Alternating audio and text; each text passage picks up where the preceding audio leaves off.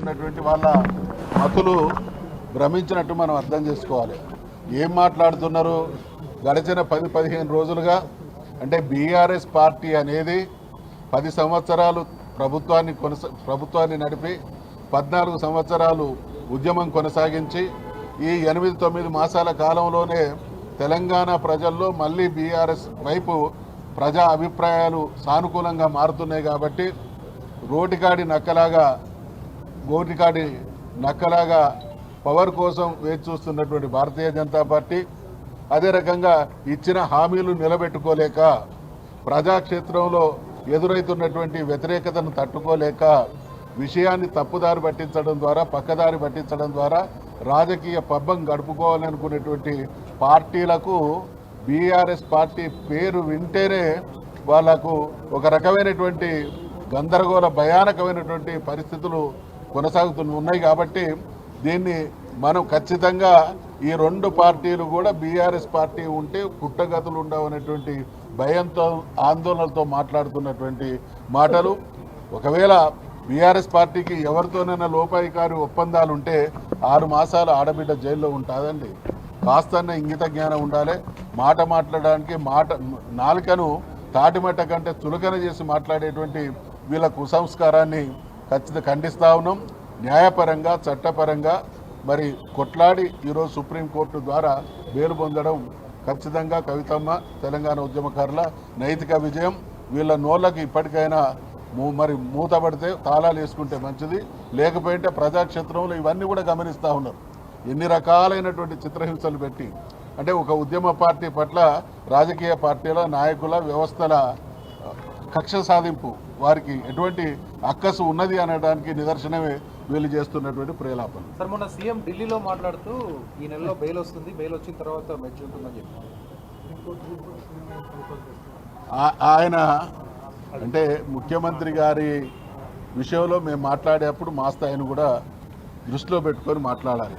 ఒక ముఖ్యమంత్రి స్థాయి మాట్లాడే అద్దెమైకు గతంలో చాలామంది రాజకీయ పార్టీల వేదికల మీద కొందరు నాయకులను మేము చూసినాం. అదే నాయకుడు ఇక్కడ మైక్ తీసుకుంటాడు, ఒక పార్టీ తరఫున ఒకటి మాట్లాడతాడు. అదే నాయకుడు ఇంకొక పార్టీ మీటింగ్ పెడితే ఆ పార్టీ మీటింగ్లో ఇంకొక రకంగా మాట్లాడతాడు. అంటే ఒక మెచ్యూర్డ్ పాలిటీషియన్, ఒక బాధ్యతాయుతమైనటువంటి ముఖ్యమంత్రి స్థాయి మాట్లాడేటువంటి మాటలు ఈ రకంగా ఉంటే దాన్ని దేవుడు కూడా క్షమించడు. ఆయన స్థాయిని పెంచుకోవాలి, ఆయన మెచ్యూరిటీ లెవెల్ పెరగాలి, తెలంగాణకు ఆయన ద్వారా మంచి జరగాలని ఆశాభావాన్ని వ్యక్తం చేస్తున్నాం తప్ప ఆయనలాగా దిగజారిన మాటలు మాట్లాడడానికి. కేసీఆర్ కేంద్రంలో మంత్రి పదవి వస్తుంది, కేటీఆర్ కూడా సెంట్రల్ మినిస్టర్ అవుతాడు, ఇవన్నీ మేము ముందే ఊహించామని చెప్పి స్పష్టంగా చెప్పాడు ఆయన. వీళ్ళందరూ గతంలో మేము చూసేది శాసనసభ ముందు చిలక జోస్యాలు చెప్పేవాళ్ళు. వాళ్ళు బహుశా ఇక పాలన అనేది పక్కన పెట్టి ఇటువంటి జోస్యాలతోని కాలం వెళ్ళబుచ్చేటువంటి ప్రయత్నాలు చేస్తూ ఉన్నారు. అన్నిటికీ కాలమే నిర్ణయం చేస్తుంది. గతంలో మిత్రమా బీఆర్ఎస్ పార్టీ టీఆర్ఎస్ పార్టీని పెట్టిన తొలినాళ్లలో కొందరు నాయకులు ఇది మకలో పుట్టింది పూపలో పోతుంది అనేటువంటి మాటలు విన్నాం. అదే ఇంకొక నాయకుడు గతంలో ముఖ్యమంత్రిగా ఉన్నటువంటి వ్యక్తి తెలంగాణ వస్తే కరెంట్ ఎక్కడి నుంచి వస్తాయి, మీ వైర్ల మీద బట్టలు ఆరేసుకోవాలని వస్తుంది. వీళ్ళందరూ ఏమైపోయిందో వీళ్ళందరి చరిత్రలు ఏమైనా మనం చూస్తూ ఉన్నాం.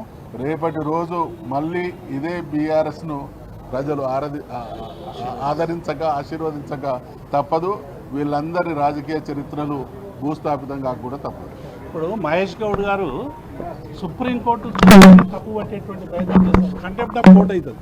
ఇలా సుప్రీంకోర్టు వాదనలు విన్న తర్వాత మేము పెట్టినటువంటి కౌంటర్ ఆఫ్ డిబేట్ వేసిన తర్వాత మాలో న్యాయం ఉన్నదని చెప్పి ఇలా సుప్రీంకోర్టు న్యాయమూర్తి గారు బెయిల్ గ్రాంట్ చేసిండు. ఈ బెయిల్ గ్రాంట్ చేసినటువంటి సందర్భంలో దీన్ని తప్పుపడితే డెఫినెట్గా మహేష్ గౌడ్ గారు కంటెంప్ట్ ఆఫ్ కోర్టుకు పోవాల్సినటువంటి అవసరం ఉంటుంది. సుప్రీంకోర్టు తీర్పునే తప్పుపట్టే స్థాయికి ఇలా కాంగ్రెస్ నాయకులు వచ్చారంటే వాళ్ళ ఫ్రస్ట్రేషన్ ఎంత ఉందో అర్థమవుతా ఉంది. ఎందుకంటే ఇలా కాంగ్రెస్ పార్టీ అనుసరిస్తున్నటువంటి దుర్నీతి వలన ప్రజలందరూ కూడా రోడ్ల మీదకి వస్తూ ఉన్నారు. రుణమాఫీ కానీ హైడ్రా కానీ రకరకాల కారణాలు చెప్పి ఇలా ప్రజల్ని వేధించేటువంటి పరిస్థితి తెస్తున్నటువంటి పార్టీకి సరైనటువంటి జవాబు చెప్పే విధంగా ఇవాళ బీఆర్ఎస్ పార్టీ రాజకీయ రణక్షేత్రంలో ఉంది. బీఆర్ఎస్ పార్టీ డెఫినెట్గా ప్రజా సమస్యల మీద కొట్లాడుతుంది కాబట్టి ఇటువంటి ఆరోపణలు చేస్తున్నటువంటి విషయాన్ని మేము స్పష్టం చేస్తా ఉన్నాం. ఒక మాట అండి, ఇవాళ సుప్రీంకోర్టు విచారణ సందర్భంగా బెయిల్స్ విచారణ సందర్భంగా ఏం కామెంట్ చేసింది ధర్మాసనము? విచారణ పూర్తి అయింది, ఛార్జీ షీట్ దాఖలైంది, అయిపోయిన తర్వాత కూడా నెలల తరబడి కవిత గారిని జ్యుడిషియల్ కస్టడీలో ఉంచాల్సినటువంటి అవసరం ఏముందని చెప్పేసి ధర్మాసనం ఇలా స్పష్టంగా మాట్లాడింది. కాంగ్రెస్ నాయకులకు బుద్ధి జ్ఞానం ఉంటే, విజ్ఞత ఉంటే ఆ కామెంట్లు చేసే ముందు ధర్మాసనం ఏం చెప్పిందో అక్కడ అర్థం చేసుకోవాలి. అంటే ధర్మాసనమే కోర్టు ఆ విధంగా మాట్లాడిందంటే ఎంత రాజకీయ కక్షతోటో కుట్రపూరితంగానో ఆ కేసు పట్ల వ్యవహరించునన్నది వాళ్ళు అర్థం చేసుకోవాలి. ఇప్పటికైనా మీరు విజ్ఞతతోటి ఆలోచించుకొని మీరు కామెంట్ చేసే ముందు మాట్లాడాలి.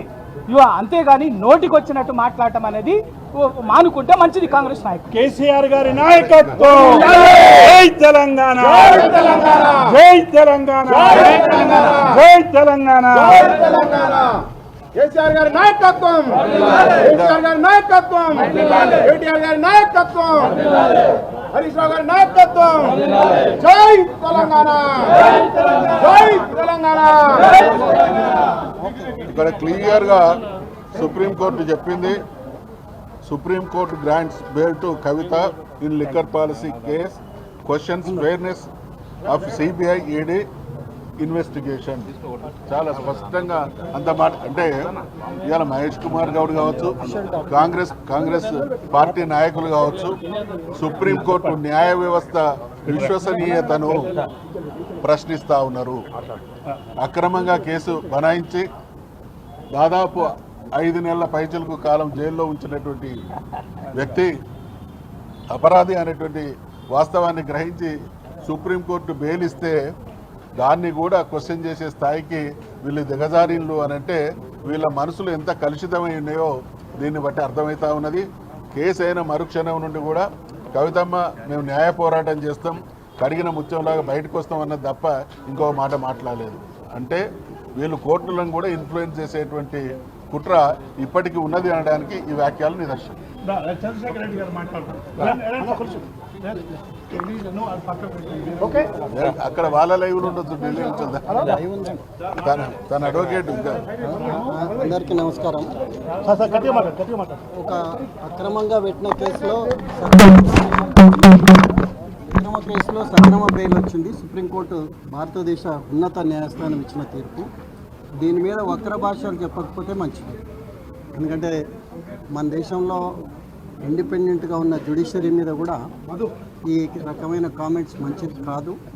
ఏ పార్టీ వాళ్ళు చేసినా కూడా మంచి కామెంట్స్ కాదు. అది కవిత గారు డిజర్వ్స్ బెయిల్ అని చెప్పి సుప్రీంకోర్టు నమ్మింది, ఇచ్చింది. అందరు గౌరవించాలి. మరి ఈ సందర్భంగా కవిత గారికి బెయిల్ వచ్చినందుకు మేమందరం సంతోషాన్ని వ్యక్తం చేస్తున్నాం. తుది తీర్పు కూడా ఇదే మాదిరి ఉంటుందని ఆశిస్తున్నాం, నమ్ముతున్నాం.